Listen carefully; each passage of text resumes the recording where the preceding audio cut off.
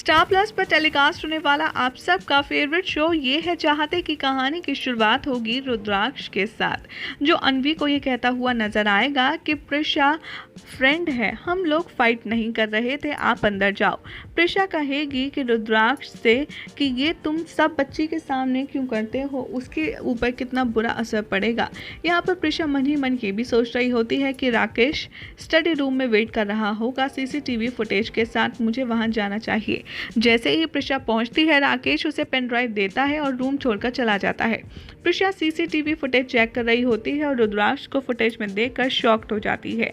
जैसे ही अरमान का laptop use कर रही होती है, प्रिशा अंकल की नजर पड़ती है, वो भी सीसीटीवी फुटेज देखने आ जाते हैं और कहते हैं कि क्या रुद्राक्ष है सबके पीछे, मुझे तो यकीन ही नहीं हो रहा, अब मैं उसे बिल्कुल भी नहीं छोड़ूंगा।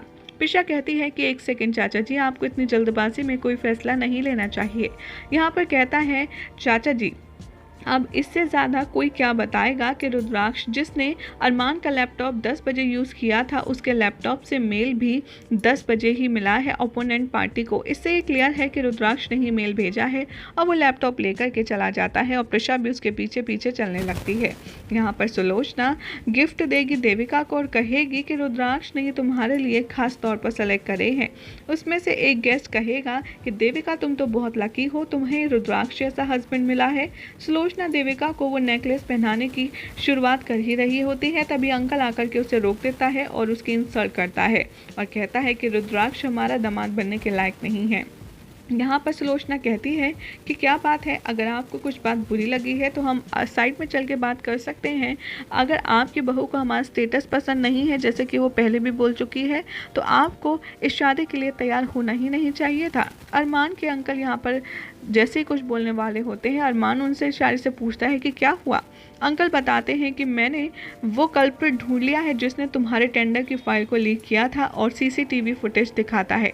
देविका कहती है कि मैंने ही रुद्राक्ष को भेजा था अरमान भाई के लैपटॉप यूज़ करने के लिए, क्योंकि हमें एक ईमेल करना था और अब आप रुद्राक्ष के ऊपर ब्लेम इस तरीके से नहीं कर सकते। रुद्राक्ष कहता है कि कोई बात नहीं, किसी और को आप ब्लेम मत कीजिए, क्योंकि पहले पूरा सच जान लीजिए। अंकल कहते हैं कि हाँ, मैं तुम्हें देविका से शादी करने की कोई भी परमिशन नहीं दूंगा, क्योंकि तुम आई एम श्योर कि ये सब कुछ पैसों के लिए ही कर रहे थे। रुद्राक्ष यहाँ से जाने की कोशिश करता है सुलोचना के साथ और कहता है कि मैं अब यहाँ पर एक पल भी नहीं रह सकता। अंकल उसे रोकते हैं और कहते हैं कि एक मिनट, पुलिस के तो आने दो, वही इन्वेस्टिगेट करेगी।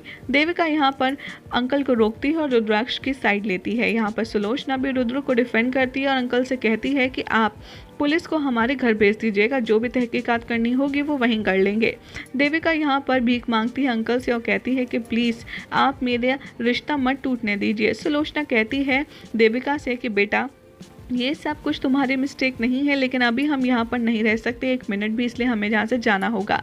प्रिशा भी पीछे पीछे आती है। रुद्राक्ष सुलोचना को अंदर भेज देता है और कहता है कि मुझे प्रिशा से कुछ अकेले में बात करनी है माँ, आप जाइए। यहाँ रुद्र कहता है प्रिशा से कि अब तो तुम बहुत खुश होंगी ना, तुम यही तो चाहती थी कि शादी को कैसे रोका जाए, और तुम्हें तो शुरू से ये शादी पसंद नहीं थी। प्रिशा कहती है कि मैंने ऐसा कुछ भी नहीं किया है, मैंने अपनी बेगुनाही को साबित करने के लिए सीसीटीवी फुटेज चेक किया था। यहाँ पर रुद्र कहता है कि अच्छा, इससे बड़ा झूठ कोई और नहीं मिला तुम्हें, और मुझे पता है ये सब कुछ तुम्हारा ही प्लान था शादी को रोकने के लिए, और ये इससे प्रूव होता है कि तुम अभी भी मुझसे प्यार करती हो और मुझे किसी और का होता हुआ नहीं देख सकती, लेकिन तुम बार बार मुझे हर्ट करती हो। और ये कहकर कि वो वहाँ से चला जाता है। उधर अंकल रुद्र के बारे में बहुत ही बुरा कह रहे होते हैं देविका से और कहते हैं कि अब रुद्राक्ष हमारी बेटी से शादी करना डिजर्व नहीं करता। देविका अपने रूम में भाग जाती है, अपने आप को लॉक कर लेती है।